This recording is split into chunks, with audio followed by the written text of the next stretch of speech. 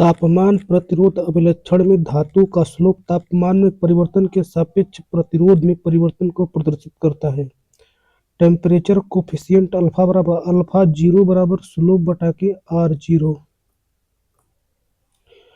Conductor के लिए r t बराबर आर जीरो कोष्टक में 1 प्लस अल्फा जीरो टी तथा इंसुलेटर के लिए आर टी बराबर आर जीरो कोष्टक में 1 plus alpha zero t. Temperature coefficient of a material defined as increase in resistance per ohm original resistance per Celsius rise in temperature. Temperature coefficient का high value तापमान में परिवर्तन के साथ प्रतिरोध के अधिक परिवर्तन को दर्शाता है तथा टेम्परेचर कोफिशिएंट का लो वैल्यू तापमान में परिवर्तन के साथ प्रतिरोध के निम्न परिवर्तन को दर्शाता है। मैंगनीज का टेम्परेचर कोफिशिएंट एप्रोक्स 0 होता है तथा टेम्परेचर एरर को कम करने के लिए यूज किया जाता है।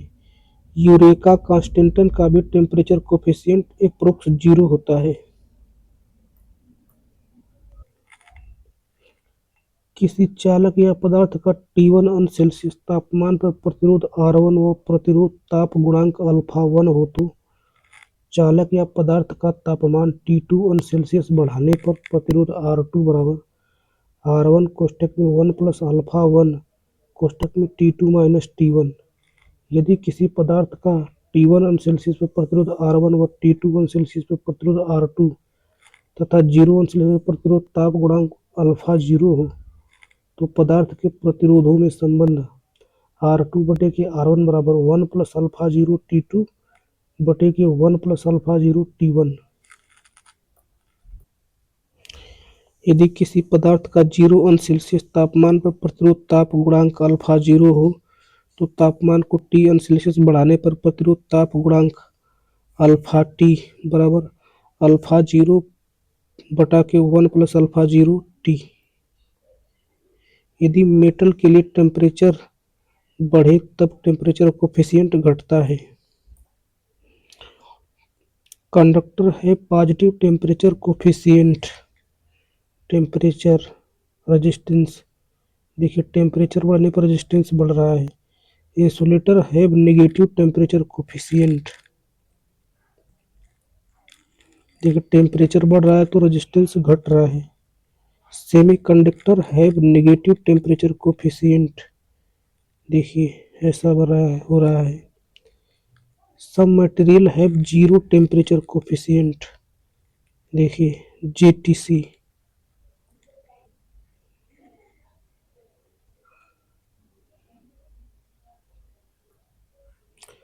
Temperature coefficient of resistance of some metal. Temperature resistance alpha at 20 अंश सेल्सियस निकल का 0.0059 पर डिग्री सेल्सियस, आयरन का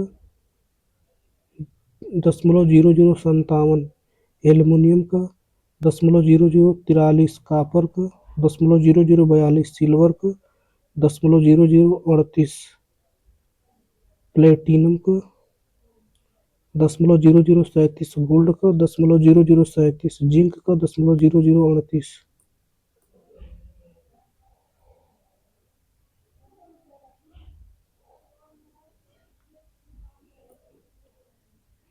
श्रेणी संयोजन में विभवानुपात अलग अलग प्रतिरोधों के मान के लिए अलग अलग होता है।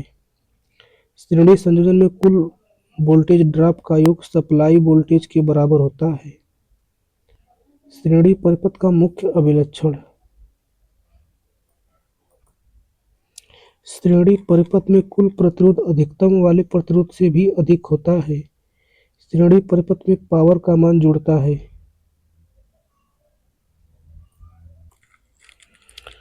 श्रेणी परिपथ में कुल चालकता समांतर क्रम के समतुल्य होता है। समांतर संयोजन में परिपथ के सभी भाग के क्रॉस एक समान वोल्टेज कार्य करता है जो सप्लाई वोल्टेज के बराबर होता है। समांतर संयोजन में लाइन धारा ब्रांच धाराओं के बीजगणितीय योग के बराबर होता है।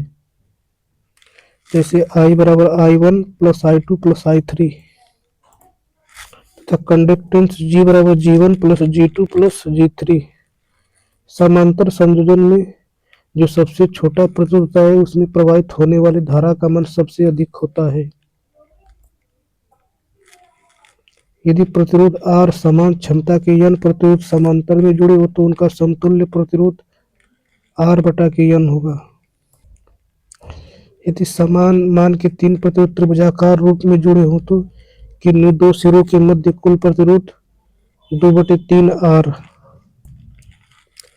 अब देखिए short circuit and open circuit. Short in A series circuit, श्रेणी परिपथ लघुपथित हो जाने पर प्रतिरोध शून्य हो जाता है, लघुपथित धारा अनंत हो जाती है। आई एस सी बराबर आई A B, I S C बराबर इन्फिनिटी, आर ए बी बराबर 0, भी ए बी बराबर 0। लघुपथित टर्मिनल के बीच वोल्टेज शून्य हो जाता है।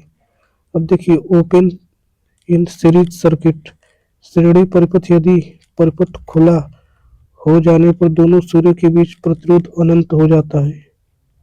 जैसे आई ए बी बराबर 0, आर ए बी बराबर इनफाइनाइट, भी ए बी बराबर सप्लाई वोल्टेज। श्रेणी परिपथ खुला होने पर धारा शून्य हो जाती है।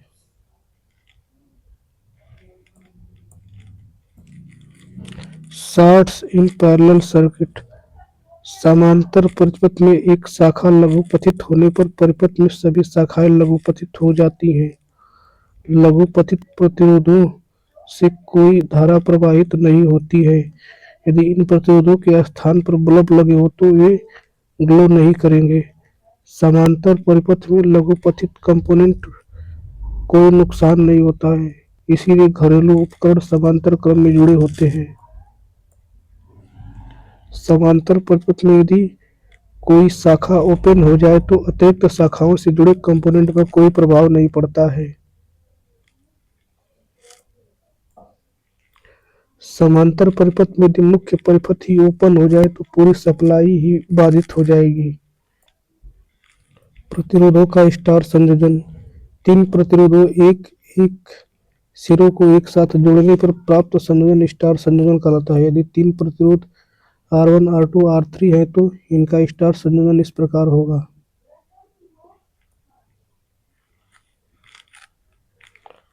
डेल्टा कनेक्शन ऑफ रेजिस्टेंस,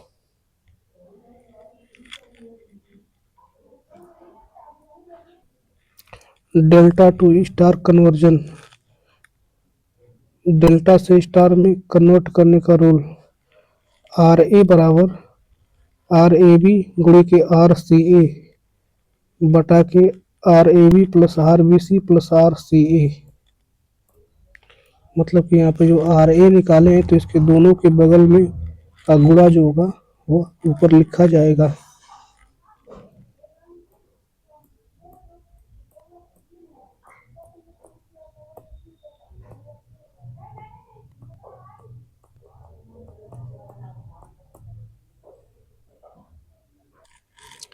अब देखिए डेल्टा टू स्टार कन्वर्जन, देखिए स्टार टू डेल्टा कन्वर्जन, देखिए यह स्टार है, इसको डेल्टा में कन्वर्ट करने के लिए इस तरह देखिए चीना खींचते हैं पहले, और फिर देखिए जैसे आर ए बी बराबर R A plus R B plus R A गुणे आर बी बटे के आर सी। देखिए यदि आर ए बराबर आर बी बराबर आर सी बराबर आर स्टार तो देखिए डेल्टा में रेजिस्टेंस बराबर स्टार में रेजिस्टेंस का 3 गुना होगा। अब देखिए स्टार में रेजिस्टेंस होगा डेल्टा में रेजिस्टेंस का तिहाई। यदि स्टार परिपथ में शक्ति P है तब डेल्टा में शक्ति 3P होगा। यदि स्टार परिपथ में शक्ति P है तब डेल्टा में शक्ति 3P होगा। 1 हॉर्स पावर बराबर 735.5 वाट। 1 हॉर्स पावर मीट्रिक में 1 हॉर्स पावर ब्रिटिश वाला में 746 वाट होता है। typically power level of various electrical and electronics devices. Electric power level typically 1 kilowatt per bar. Desktop computer less than 100 watt. Kettle में about 2.5 kilowatt. 42 inch flat screen अथवा LED television में about 100 watt. Domestic incandescent light bulb में 60 watt, 100 watt, 200 watt. Domestic LED light bulb में up to 20 watt. Concept based on bulb की rating power P, voltage V, frequency F में दिया रहता है। Resistance of bulb are बराबर भी rated का स्क्वायर बटा के पी रेटेड। बल्ब का रेजिस्टेंस हमेशा रेटिंग के अनुसार डिसाइड किया जाता है। यहाँ आर बल्ब का हॉट रेजिस्टेंस होता है। बल्ब द्वारा कंज्यूम्ड पावर पी बराबर I square R. Heat proportional power consumption. यदि पी समान क्षमता के n बल्ब श्रेणी में जुड़े हों तो उनके संयोजन द्वारा ली जाने वाली संपूर्ण पावर PS बराबर P बटे के n होता है। यदि P समान क्षमता के n बल्ब समांतर में जुड़े उनके संयोजन द्वारा ली जाने वाली संपूर्ण पावर NP होगा। ऊष्मीय प्रभाव का जूल का नियम H बराबर I square R T. 1 kilowatt घंटा को board of trade unit BTU भी कहते हैं। रासायनिक प्रभाव ऑफ इलेक्ट्रिसिटी। यदि किसी अम्लीय व क्षारीय तथा लवण कॉपर सल्फेट सिल्वर नाइट्रेट घोल में वैद्युत धारा प्रवाहित की जाए तो घोल की आयनीकरण हो जाता है। उसे वैद्युत धारा का रासायनिक प्रभाव कहते हैं, जैसे इलेक्ट्रोलाइसिस, इलेक्ट्रोप्लेटिंग इत्यादि। वैद्युत धारा का उद्दीपन प्रभाव lighting effect of electric current. यदि किसी उच्च गलनांक धातु के तार में वैद्युत धारा प्रवाहित की जाए तो उच्च तापक्रम पर तार से विकिरण ऊर्जा रेडिएंट एनर्जी उत्सर्जित होती है। इसे वैद्युत धारा का उद्दीपन या प्रकाशीय प्रभाव कहते हैं, जैसे इलेक्ट्रिक फिलामेंट लैंप। देखिए मैग्नेटिक इफेक्ट। यदि किसी चालक में वैद्युत धारा प्रवाहित की जाए तो यह चुंबक बनता है और उसके चारों ओर बलयों के रूप में चुंबकीय क्षेत्र स्थापित हो जाता है। उसे वैद्युत धारा का चुंबकीय प्रभाव कहते हैं, जैसे रिले। रे इफेक्ट। इस प्रभाव का उपयोग चिकित्सा क्षेत्र में हड्डियों का छायाचित्र प्राप्त करने के लिए किया जाता है। Resistivity, conductivity, temperature coefficient. देखिए मटेरियल सिल्वर, इसका रेसिस्टिविटी 20 अंश सेल्सियस पर ओम मीटर में 1.59 × 10⁻⁸। कंडक्टिविटी देखिए सिग्मा एट 20 अंश सेल्सियस सीमेंस पर मीटर में 6.3 × 10⁻⁷। अब देखिए टेम्परेचर कोफिशिएंट प्रति अंश सेल्सियस में 3.8 × 10⁻³ कॉपर का resistivity 1.68 × 10⁻⁸। Conductivity 5.96 × 10⁻⁷। Temperature coefficient 4.04 × 10⁻⁻3। Gold का resistivity 2.44 × 10⁻⁸। Conductivity 4.11 × 10⁻⁷। Temperature coefficient 3.4 × 10⁻⁻3। Aluminium का resistivity 2.65 × 10⁻⁸। Conductivity 3.77 × 10⁻⁷। Temperature coefficient 3.9 × 10⁻⁻3। Tungsten 5.6 × 10⁻⁸। 1.79 × 10⁻⁷।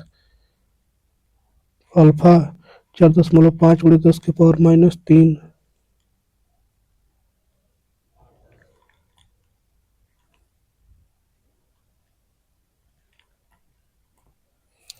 अब देखिए डीसी नेटवर्क। व्यवहारिक इलेक्ट्रिकल तथा इलेक्ट्रॉनिक परिपथों का विश्लेषण करते हुए इनकी कार्यप्रणाली समझने हेतु डीसी सर्किट प्रयुक्त कर जटिल वैद्युत परिपथों को सरल किया जा सकता है, जिससे इन परिपथों का एनालिसिस सरल हो जाता है। यह थ्योरम एसी व डीसी दोनों प्रकार के परिपथों में प्रयुक्त किए जाते हैं। Electrical network electrical network system वह होता है जिसमें विद्युतीय उपकरण व उपकरणों को एक दूसरे से जोड़ा जाता है, जिसका मुख्य उद्देश्य विद्युतीय ऊर्जा को आपस में प्रवाहित करना है। इलेक्ट्रिकल नेटवर्क में स्विच ओपन। अब देखिए, विद्युत परिपथ इलेक्ट्रिकल सर्किट एक ऐसी प्रणाली होती है जिसमें विद्युतीय धारा एक से अधिक घटकों के माध्यम से प्रवाहित होती है, जैसे प्रतिरोध, संधारित्र, विद्युतीय स्रोत, स्विच, बल्ब आदि।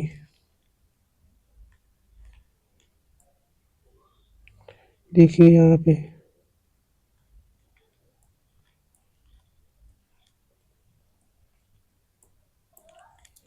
इलेक्ट्रिकल सर्किट में स्विच क्लोज्ड है। इलेक्ट्रिकल सर्किट में एक्टिव पैसिव दोनों एलिमेंट होते हैं। पैरामीटर। किसी इलेक्ट्रिकल सर्किट में विभिन्न तत्वों को पैरामीटर कहते हैं, जैसे resistance, inductance, capacitance. Parameter lumped और डिस्ट्रीब्यूटेड नेटवर्क हो सकते हैं। रैखिक लीनियर सर्किट। एक लीनियर सर्किट वह होता है जिसके पैरामीटर समय के साथ कांस्टेंट होते हैं, वे वोल्टेज करंट के साथ परिवर्तन नहीं होता है। V बराबर आई आर। इसमें जो प्रतिरोध है वह लीनियर है, जैसे V बराबर L into D I upon D T. इसमें प्रेरण कुंडली लीनियर है, V बराबर 1/c आई डी टी। इसमें संधारित्र लीनियर है। लीनियर सर्किट ओम्स लॉ को फॉलो करते हैं। देखिए लीनियर, देखिए लीनियर, देखिए linear, linear, linearity, additive law, homogeneity law. When output follow the input wave form with additive homogeneity property, then it is called linear element. रैखिक तत्व का अनुप्रयोग, application of linear element. Current limit element, energy storing में, filter element में। Homogeneity, input में परिवर्तन करने पर आउटपुट में भी परिवर्तन हो जाता है, उसे होमोजेनिटी कहते हैं। Non linear circuit. Non linear circuit वह होता है जो समय के साथ परिवर्तन होते हैं, इनमें वोल्टेज तथा करंट के साथ परिवर्तन होता रहता है। यह ओम्स लॉ को फॉलो नहीं करते हैं। जैसे देखिए नॉन लीनियर एलिमेंट, देखिए नॉन लीनियर एलिमेंट, देखिए नॉन लीनियर एलिमेंट, देखिए नॉन लीनियर एलिमेंट, देखिए नॉन लीनियर एलिमेंट, देखिए non linear element. Unilateral network, ऐसे एलिमेंट जिसका अभिलक्षण करंट फ्लो की डायरेक्शन पर निर्भर करता है, उसे यूनिलेटरल नेटवर्क कहते हैं। उदाहरण डायोड, थायरिस्टर, धारा स्रोत, वोल्टेज स्रोत आदि। यूनिलेटरल नेटवर्क के अभिलक्षण प्रचालन की दिशा पर निर्भर करते हैं, अर्थात प्रचालन की दिशा में परिवर्तन होने पर सर्किट के अभिलक्षण बदल जाते हैं। बाइलेटरल नेटवर्क, ऐसे एलिमेंट जिसका अभिलक्षण करंट फ्लो की डायरेक्शन पर निर्भर नहीं करता है, उसे बाइलेटरल नेटवर्क कहते हैं। उदाहरण प्रतिरोध, प्रेरक, संधारित्र आदि। बाइलेटरल नेटवर्क वो होता है जिसके अभिलक्षण धारा की दिशा बदलने से अप्रभावित रहते हैं, अर्थात इसके अभिलक्षण धारा की दिशा बदलने पर भी समान रहते हैं। अब देखिए लंप्ड पैरामीटर, ऐसे पैरामीटर जिनके पूरे परिणाम को लाइन में किसी एक जगह जोड़ दिया जाता है, उसे लंप्ड पैरामीटर कहते हैं। Short and medium transmission line lumped parameter होते हैं। डिस्ट्रीब्यूटेड पैरामीटर, ऐसे पैरामीटर जिनके परिणाम को पूरी लाइन पर वितरित डिस्ट्रीब्यूट कर दिया जाता है उसे डिस्ट्रीब्यूटेड पैरामीटर कहते हैं। Long transmission line distributed parameter होते हैं। लॉन्ग ट्रांसमिशन लाइन में डिस्ट्रीब्यूटेड पैरामीटर होता है।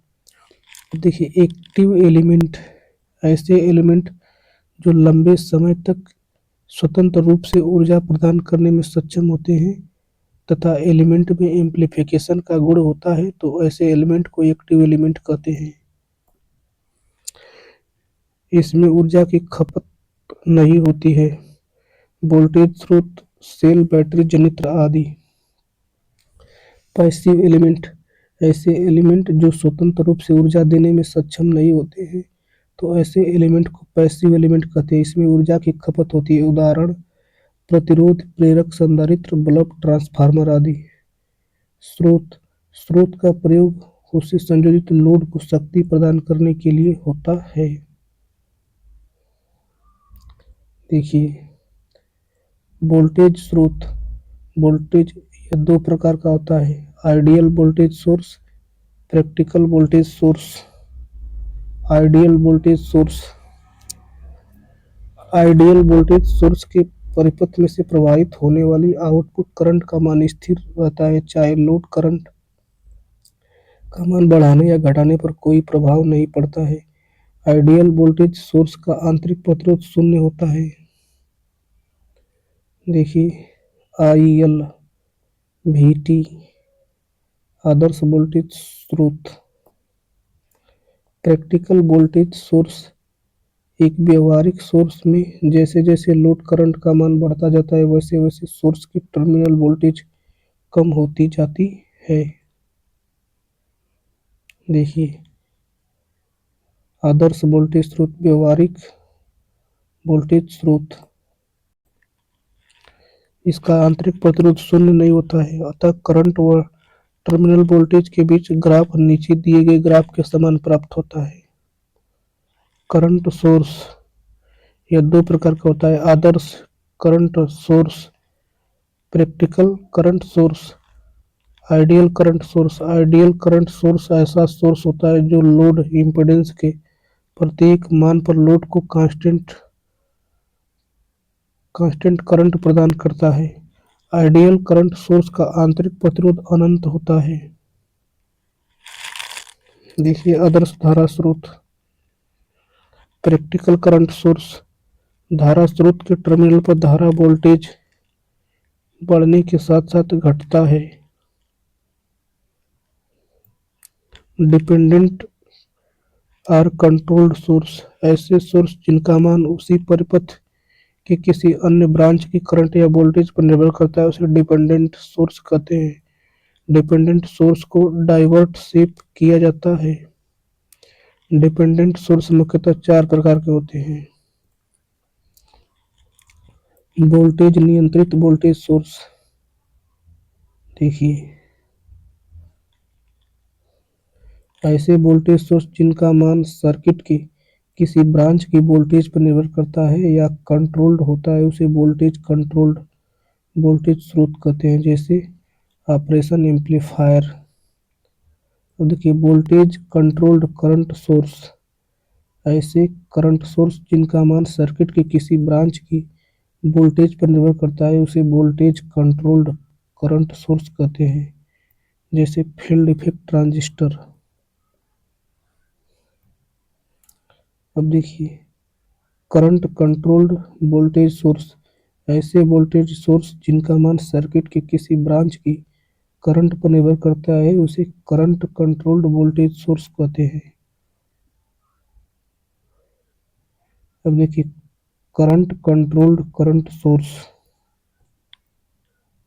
ऐसे करंट सोर्स जिनका मान सर्किट के किसी ब्रांच की करंट पर निर्भर करता है उसे करंट कंट्रोल्ड करंट सोर्स कहते हैं, जैसे बीजेटी। अब देखिए ब्रांच सर्किट के अवयव का ग्रुप जिनको सीरीज में कनेक्ट किया जाता है जिसके दो टर्मिनल हों उसे ब्रांच कहते हैं। दो जंक्शन या दो नोडों के बीच जुड़े एलिमेंट को ब्रांच कहते हैं, नोड। इलेक्ट्रिकल सर्किट में वह बिंदु जहाँ दो या दो से अधिक ब्रांच जुड़ी हो उसे नोड कहते हैं। देखिए नोड। अब देखिए जंक्शन। किसी इलेक्ट्रिकल सर्किट में वह बिंदु जहाँ तीन या तीन से अधिक ब्रांच जुड़ी हो उसे जंक्शन कहते हैं। प्रत्येक जंक्शन को नोड कहा जा सकता है, परंतु प्रत्येक नोड को जंक्शन नहीं कहा जा सकता है।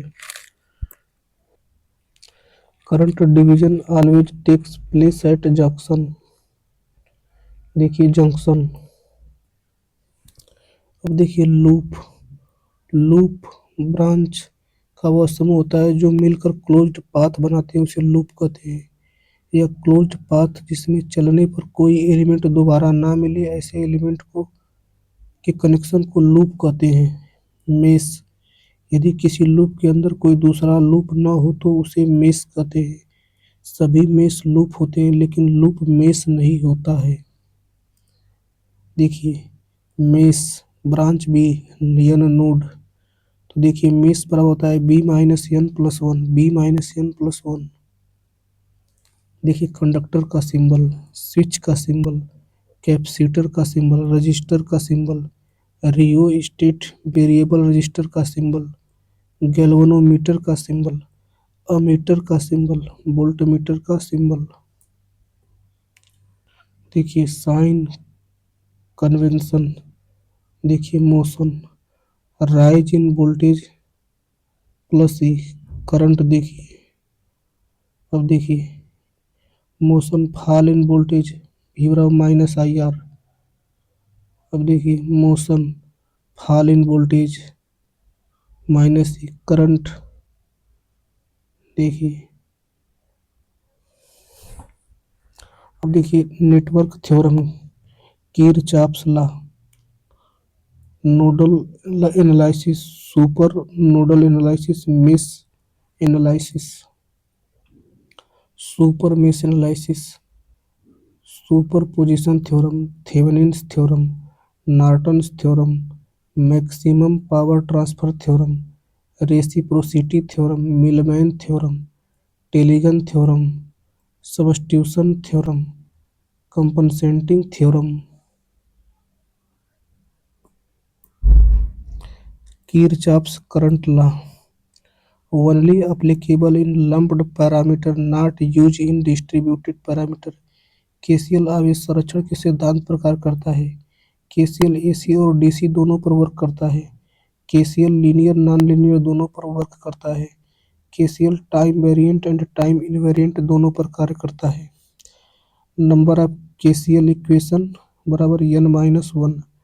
नंबर ऑफ केसीएल इक्वेशन बराबर एन माइनस वन। एन यहाँ पर नंबर ऑफ नोड है। Statement, at any node the algebraic sum of incoming current is equal to algebraic sum of outgoing current।